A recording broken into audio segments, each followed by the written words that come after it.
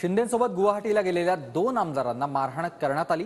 धाराशिवमधील निर्भय बनो सभेत बोलताना ॲडव्होकेट असीम सरोदेंनी हे गंभीर आरोप केले। गुवाहाटीतील हॉटेलमध्ये आमदारांनी एअर हॉस्टेसचा विनयभंग करण्याचा प्रयत्न केला। आमदारांनी दारूच्या नशेत झिंग होऊन सर्व गोष्टी केल्या असे आरोप असीम सरोदेंचे आहेत। दरम्यान असीम सरोदेंच्या आरोपांमध्ये तथ्य आहे, आरोपींची चौकशी झाली पाहिजे। असीम सरोदेंच्या वक्तव्याचं राजन साळवींकडून समर्थन करण्यात आलंय। हॉटेलमध्ये एक आमदार पळून गेले। 8 किलोमीटर गेल्यावर त्यांना पकडून आणण्यात आलं। त्यांना त्या गुवाहाटीच्या हॉटेलमध्ये प्रचंड मारहाण करण्यात आली। त्यानंतर आणखी एका आमदाराला मारहाण करण्यात आली। त्या 2 आमदारांना कोणी मारहाण केली?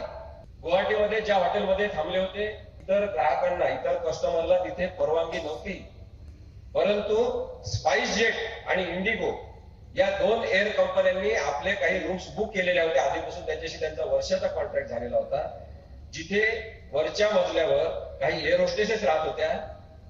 एअर होस्टेसचा विनयभंग करण्याचा आणि लैंगिक अत्याचार करण्याचा प्रयत्न कोणी केला, महाराष्ट्राने शोधलं पाहिजे। दारूच्या नशेत झिंगत असलेले नेते, तर या पैशाचा खेळ आता महाराष्ट्रात चालू द्यायचा आहे।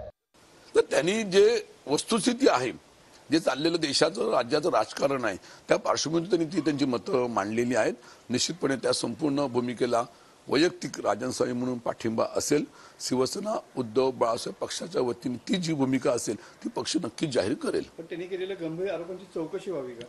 हा, त्यांनी जे आरोप केले ते त्यांना आलेले अनुभव, त्यांच्याकडे असलेली माहिती, त्याच्या आधारे आरोप केले असतील।